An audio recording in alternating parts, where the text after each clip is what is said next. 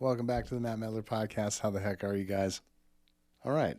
So today I wanted to talk about, I'm totally going to do a video about microphone techniques, right? Because I was looking at all these videos that people have out about how to use your microphone and stuff like that. And maybe I'm just an arrogant dick, but I just feel like I could do some of these videos. I feel like some of these videos I could just do better. So I'm going to give that a shot. One of the things that I wanted to talk about is that you got this, there's all these different microphone techniques for guys, people, artists, holding microphones, executives, right? You got a lot of different techniques and styles out there for how people hold microphones and how they talk into them. But I almost feel like it's worth just noting. So when you go to audio engineer school, we talk about there's a couple of different techniques for miking things, right? You have what's called the close miking technique. The close miking technique is basically 1 to 3 inches from the microphone's diaphragm, right? And this is optimal. 1 to 3 inches is optimal. Closer is better. Half inch, 1 inch, ideal, right? Half inch right up on that bad boy, that's ideal. If for an audio engineer, from my perspective as an audio engineer, if you can be, within a half an inch or within an inch of the diaphragm, I can make you sound amazing. I can make you sound amazing, right? And then you got your corporate type speaker, a lot of corporate type speakers. I need to move my microphone so you can see what I'm actually doing. A lot of corporate type speakers kind of have a technique where their microphone is right down here, right? So that's technically you're out of the range of the close miking technique. We now move to, we can do this, but we need a lot more gain. We need a lot more gain in the microphone to get your voice at this distance. And it changes the way the microphone sounds pretty dramatically from an FM radio sound, hi, how you doing? My voice is very present, to a much more roomy sound that sounds like this, where you're much further away from it and it has a lot more sound of the room in the diaphragm, right? And so when you have a technique that is you're holding the microphone away, you're asking the audio engineer to turn the gain up a lot versus if you go right here. So in audio engineering, every time you half the distance, you double the volume. So think about that. From here to here is double the volume. And from here to here is double the volume. And from here to here is double the volume. So that's a 4-fold increase in the volume at the diaphragm in the microphone, right? And then you got your executive types, and I call them my Vegas lounge singers, right? My Vegas lounge singers. I'm going to back up from the mic for this. Right here.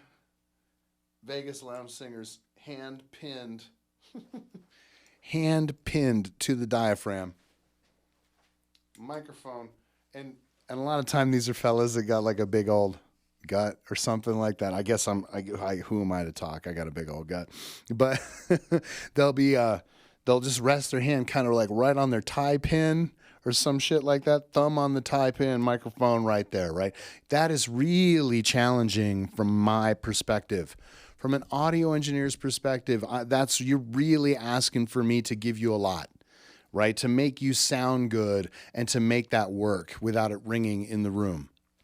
That's what a lot of people don't understand too. I don't mean to sound cocky, people, but not every gig gets to have an audio engineer that really, really knows their frequencies and really knows what they're doing and really has good command of their gain structure and stuff like that. And you know what? I'm not even perfect. Sometimes I F up. Sometimes I have problems. Sometimes I have ringing, right? I had a show not that long ago where it was not that great. I wasn't very proud of it, but it was one of those things where there was a lot of different factors going on. Learned a lot of lessons. Okay, I'm going to just chalk that one up and try not to make those mistakes again. But when it comes to microphone technique, you can really help an audio engineer out by being a lot closer to the microphone. If you can be right here, they're going to make you sound amazing, right? Because it's so much easier to make you sound amazing. And the beautiful thing too is that you will sound isolated from everything else. You will sound present, powerful, You know, and I hate to say this, when you talk into a microphone right here, people listen. When you talk into a microphone down here, people want to check their cell phone. So think about that, executives. Think about that. So close miking technique, 1 to 3 inches from the mouth. 1 to 3 inches from the mouth, right? And what I would say is if you got a really great audio engineer, you can go right up like this. But if you don't have a great audio engineer, it's probably going to have pumping P's and bumping B's. I'll give you an example. Pumping P's and bumping B's. Pumping P's, bumping B's, right? And that's exactly why I use this pop filter. That's exactly what it's designed to eliminate, is that phenomenon of the pumping P's and the bumping B's, right? So in a microphone, if you got a person that's really good at mixing your audio, that's not even going to be an issue. That's something that they're going to handle at the EQ, which is a little doodad on the channel strip that lets me make it sound good, right? But if you don't have a great audio engineer who's really on top of that, you might need to just back off of it a little bit, because when you give it a little bit of distance, the P's and B's stop pumping and bumping, because it's about the velocity of the air in those particular phonetic sounds, right? When you make a P, your lips come together, purse together, and then you push air out. And same with a B, but it's kind of a different thing, right? P's are more pronounced, B's are less problematic. But so if you got that going on, you might need to dial it back off you just a little bit, right? But if you're way down here, or you're this far away, you're killing them. You're making it really hard on your audio engineer. So then the next technique that I want to talk about that absolutely that drives me berserk, completely drives me berserk, is what we call in the audio engineering business cuffing the mic. Cuffing the mic is, so here's the ball of the microphone, right? The ball of the microphone is a pop filter. Underneath the pop filter is the capsule. And believe it or not, man, this looks very similar to an SM57 capsule, because it basically is, right? So it's pretty similar to the SM57, but it has a different windscreen on it, right? And it's well, I don't know if there's much different. I think there must be some difference in that capsule. There must be. And this is a beta. So this is the really nice capsule, right? Or actually, this is a beta. Blue band means beta. And with a really nice capsule. So this is just your standard 58, right? And this is a windscreen, and it does the same thing that this was doing right here, right? It gets rid of the pumping P's and bumping B's. And it's designed, there's a little there's a piece of foam in there that keeps that keeps people from spitting into the microphone when they talk into it, right? So there's that too, right? And that also helps stop the P's and B's by giving something more wind surface area to break up the sound. Okay, so cuffing the microphone. Cuffing the microphone is when you go like this. And I'm sure you've all seen every hip-hop artist that you've ever seen do this. Every hip-hop artist in the world, every rapper, every wannabe artist holds their microphone cuffed like this, right? But if I had this microphone plugged in, obviously it's not plugged in. If I had this microphone plugged in right now, you would be able to hear that it instantaneously goes to sounding like shit when you put your hand around it like that. Because this microphone is not designed to operate that way, right? This microphone has a front and a back, right? So here's the front and here is the back, right? And these ports are very important. These ports allow for equalization in the airflow on both sides of this, and they allow it to move in a way that's accurate relative to the sound, right? It's designed to operate with those ports unencumbered by somebody's hand. So when somebody cuffs their hand around this microphone, it instantaneously goes to sounding very boxy, and it sounds like it changes the equalization of the microphone dramatically. Matter of fact, you're going to make me just plug this thing in. Hold on. 2 1 2. Yeah, there we go. There we go. Okay, so that's starting to sound a little bit more natural, right? That as a microphone is starting to sound a little bit more natural, right? But as soon as I put my hand around it, you can tell that it starts to sound very, and I hesitate to say, boxy. 212, yeah, ha ha ha. Oh, that's nice. I'm liking that, actually. So as soon as you wrap your hand around it, you can tell that it sounds really different, right? So it goes from a nice, natural sounding microphone or a rich, normal sounding microphone. Ha ha ha ha ha. I'm going to bring a little bit of mid out of that. Ha ha ha. There we go. It goes from being a nice, natural sounding microphone to being a microphone that sounds like this. Yo, yo, yo, yo, yo. Welcome to the hip hop party. You know what I mean? And it's very annoying. It's very annoying. From an audio engineer's perspective, I wish that technique would die. The cuffing technique. I wish the cuffing technique would die, yo. Yo, I'm Jay-Z. I always got to hold my mic like this, yo. No disrespect, Mr. Carter.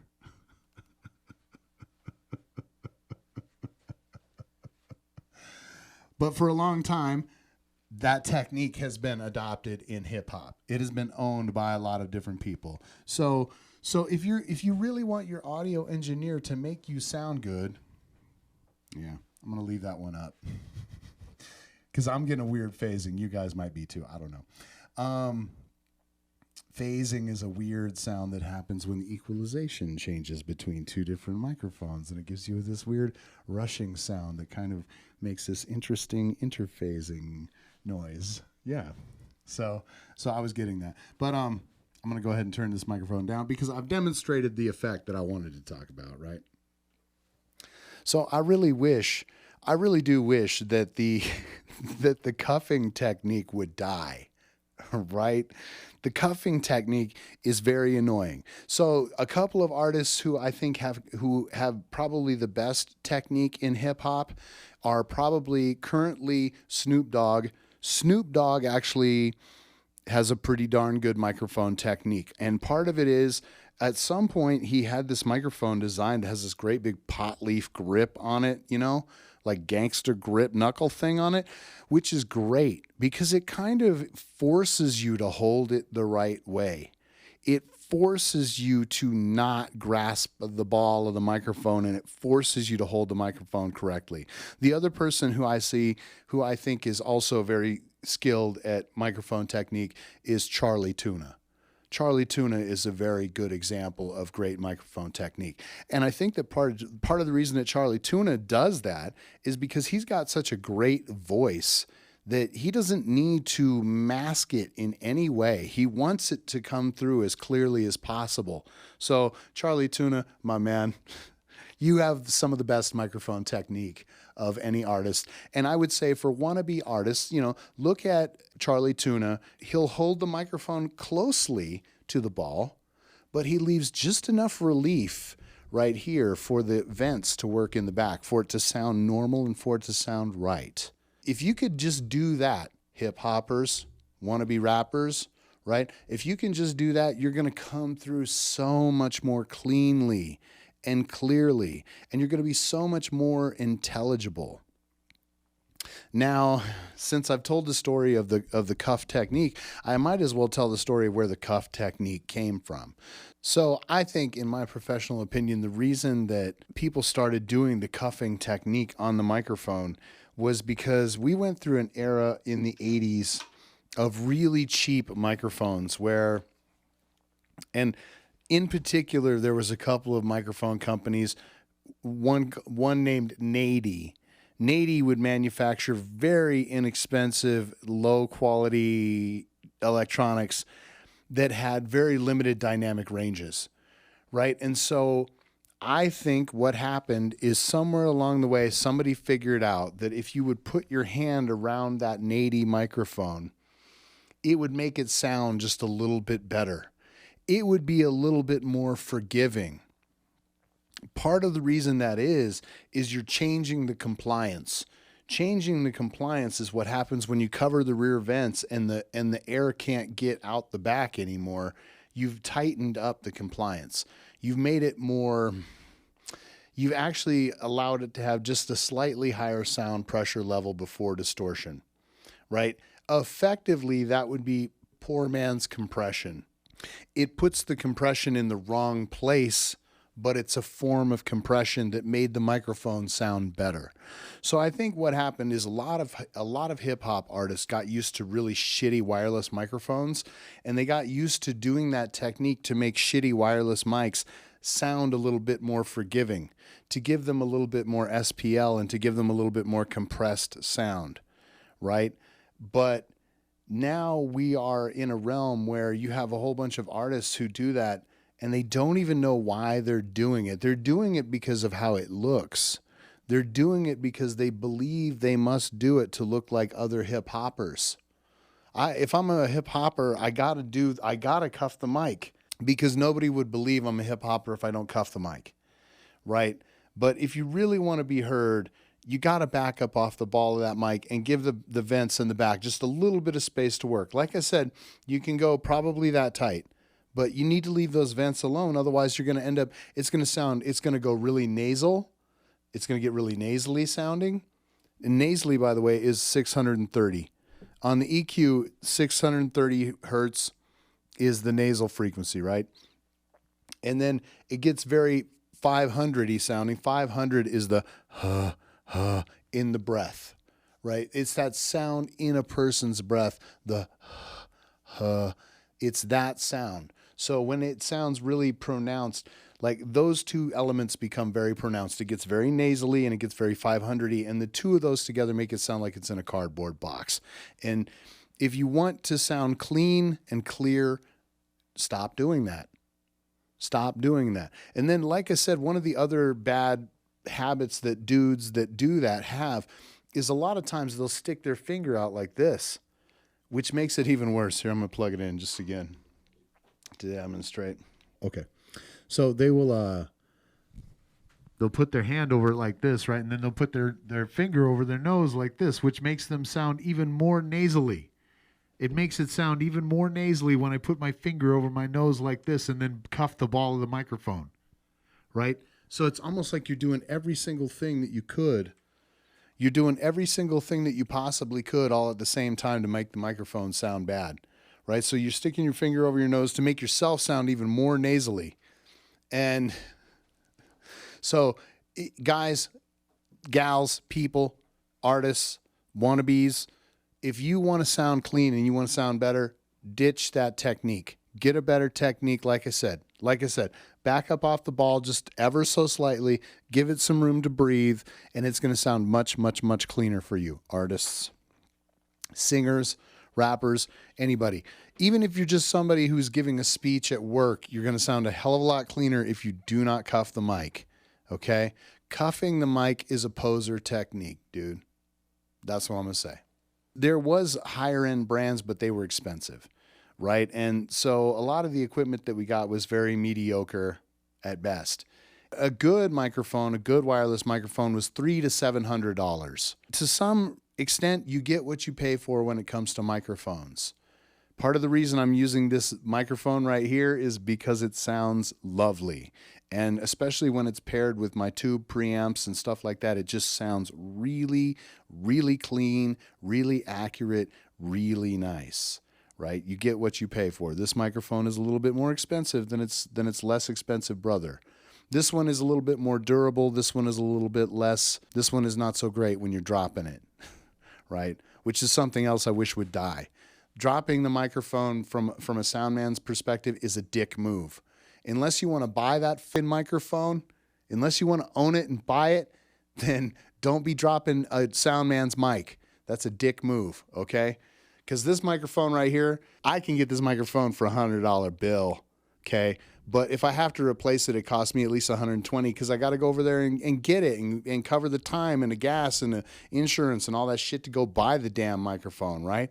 So, and then this one is like $160, $175, right? So it's really expensive. So when you drop this microphone, I want to sell that shit to you and say, can you write me a check for it right now? So people that think the dropping mics is cool, stop that shit. It's not cool.